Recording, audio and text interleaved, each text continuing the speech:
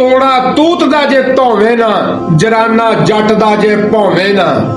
ਜਿਸ ਟਾਈਮ ਚੌਧਰੀ ਪਰਵੇਜ਼ ਲਈ ਪਾਕਿਸਤਾਨ ਤਹਿਰੀਕ ਇਨਸਾਫ ਦੇ ਵਿੱਚ ਸ਼ਾਮਲ ਹੋਇਆ ਸੀ, ਲੋਕਾਂ ਤਨਕੀਦ ਕੀਤੀ ਸੀਗੀ ਕਿ ਇਸ ਬੰਦੇ ਨੇ ਨਹੀਂ ਖਲੋਣਾ, ਫਵਾਦ ਚੌਧਰੀ ਨੇ ਖਲੋਣਾ ਵਾ।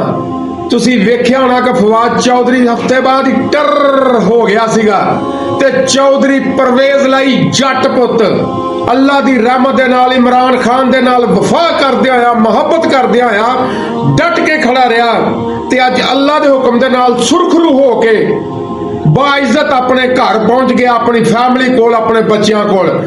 ਪਾਕਿਸਤਾਨ ਤਹਿਰੀਕ ਇਨਸਾਫ ਦੇ तमाम ਵਰਕਰਾਂ ਨੂੰ, ਲੀਡਰਾਂ ਨੂੰ ਦਿਲ ਦੀ ਅਥਾਹ ਗਹਿਰਾਈਆਂ ਤੋਂ ਮੁਬਾਰਕਬਾਦ। ਬਾਕੀ ਚੌਧਰੀ ਪਰਵੇਜ਼ ਲਈ ਤੇਰੀ ਵਫਾ ਨੂੰ ਸਲਾਮ, ਤੇਰੀ ਬਹਾਦਰੀ ਨੂੰ ਸਲਾਮ, ਤੇਰੀ ਜੁਰਤ ਨੂੰ ਸਲਾਮ। ਤੋੜਾ ਤੂਤ ਦਾ ਜੇ ਧੋਵੇਂ ਨਾ, ਜਰਾਨਾ ਜੱਟ ਦਾ ਜੇ ਭੌਵੇਂ ਨਾ। ਜਾ ਓਏ ਜੱਟਾ।